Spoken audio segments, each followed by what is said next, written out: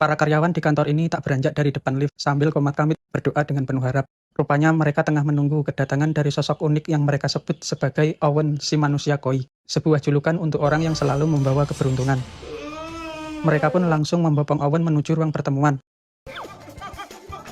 Kebetulan di hari itu bos mereka tengah melakukan rapat negosiasi dengan seorang investor bernama Tuan Lee. Sepertinya si investor tak tertarik sama sekali dengan apa yang bos mereka tawarkan.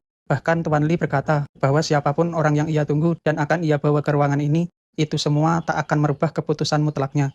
Tepat saat Tuan Lee akan pergi, tiba-tiba saja Owen datang dan langsung menabrak Tuan Lee, sehingga menyebabkan barang warisan dari sang ayah yang begitu berharga terpecah belah. Semua orang dibuat panik dengan kejadian buruk tersebut. Namun sebelum angan-angan terburuk orang-orang itu kejadian, tiba-tiba saja Tuan Lee menyadari bahwa di dalam pecahan benda itu terdapat nomor PIN seluruh harta sang ayah yang berada di Bank Swiss. Kesenangan tiada kira, ia pun langsung menyanggupi kerjasama dengan mereka. Bahkan uang investasinya dikalikan, sehingga bernilai 1 miliar. Mereka semua merayakan keberhasilan besar ini. Di sana, si bos cantik dengan tulus mengucapkan terima kasih kepada Owen. Karena kurun waktu 3 tahun ini bekerja di sana, Owen selalu bisa membuat proyek yang mereka garap disetujui oleh para investor. Oleh karena itu, sang bos cantik hendak mengangkatnya langsung sebagai seorang CEO yang baru, menggantikannya yang akan ada acara di forum internasional selama 1 bulan ke depan. Owen pun merasa dirinya tak memiliki kemampuan itu. Ia hanya sedikit beruntung saja. Dan lagi pula, ia juga lebih suka pekerjaan yang santai-santai saja.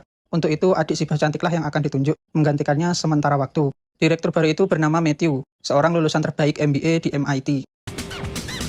Baru saja masuk, Matthew telah dibuat kesal dengan poster foto Owen di dinding dan di lift. Ia pun langsung meminta si asisten merobek gambar si sales Owen dan meminta untuk diganti dengan foto dirinya. Ia pun lanjut pergi ke ruangan staf, menghampiri si gendut yang tengah asik kerja sambil mengunyah makanan di mulutnya.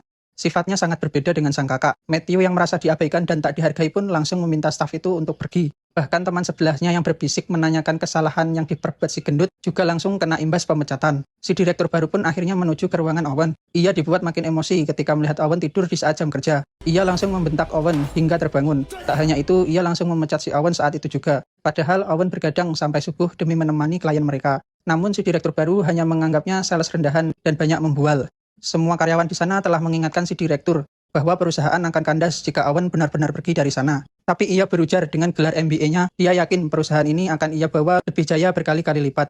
Tak perlu waktu lama setelah Owen keluar dari ruangan, tiba-tiba saja mereka menerima kabar bahwa investasi proyek Tuan Lee yang senilai 1 M itu tiba-tiba saja dibatalkan. Ia pun dibuat cukup panik dan beberapa kali mencoba menghubungi si kakak. Namun karena sibuk rapat, si kakak tak akan mungkin mengecek HP-nya. Ia pun yakin dengan skill negosiasinya yang hebat, ia mampu membuat Tuan Lee setuju untuk melanjutkan proyek itu. Namun baru di depan pintu rumahnya, si asisten Pak Lee langsung menutup pintu karena ia tak diizinkan masuk.